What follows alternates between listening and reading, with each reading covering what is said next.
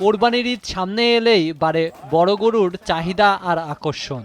আর সেই আকর্ষণের কেন্দ্রবিন্দুতে এবার শেরপুরের দানবাকৃতির ডন। বিশাল আকৃতি, শান্ত স্বভাব আর রাজকীয় পরিচর্যায় ইতোমধ্যেই আলোচনায় এসেছে গরুটি। সাদা কালো বর্ণের ৬ ফুট ২ ইঞ্চি উচ্চতা আর ১১ ফুট দৈর্ঘ্যের ফ্রিজিয়ান জাতের গরু ডন। ওজন প্রায় ৩৩ মণ। বিশাল দেহের এই গরুটিকে দেখতে প্রতিদিনই ভিড় করছেন উৎসুক জনতা। মালিক পক্ষের দাবি, এবার জেলায় এটি সবচেয়ে বড় গরু। শেরপুরের নাতিলাবাড়ির আলিফলাম এগ্রোতে প্রায় ৩ বছর আগে ছোট বাছুর হিসেবে ডনকে কিনে আনে সংশ্লিষ্টরা। এরপর থেকে প্রাকৃতিক খাবার আর বিশেষ পরিচর্যায় বড় করা হয় ডনকে। দিনে ৬০ কেজি ঘাসের পাশাপাশি খোল, কুড়া ও ভুসি খাওয়ানো হয় প্রায় ২০ কেজি।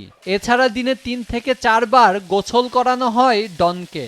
আমাদের এই গরুটা ৩ বছর ধরে করতেছে, ছোট থেকে বড় করছে।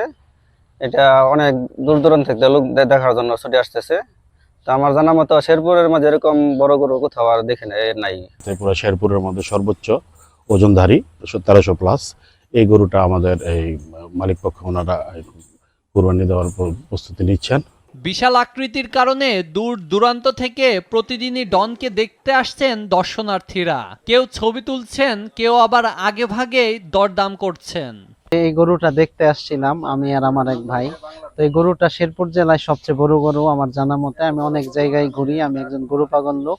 তো আমি এত বড় গরু আর আমি শেরপুর জেলার ভিতরে দেখি নাই, আর আমাদের এই উপজেলাতেও নাই। কোরবানির পশু মোটাজাতকরণে যাতে কোনো ক্ষতিকর রাসায়নিক ব্যবহার না হয় সে বিষয়ে খামারিদের নিয়মিত পরামর্শ ও তদারকি করা হচ্ছে বলে জানিয়েছেন জেলা প্রাণী সম্পদ বিভাগ। আমাদের খামারিগণ যে কোরবানির জন্য পশু প্রস্তুত করে থাকেন তা আমাদের মনিটরিংয়ের মাধ্যমে থাকে এবং তারা কোনো ক্ষতিকর রাসায়নিক বা স্টেরয়েড যাতে ইউজ করতে না পারে সে ব্যাপারে আমরা সদা তৎপর থাকি।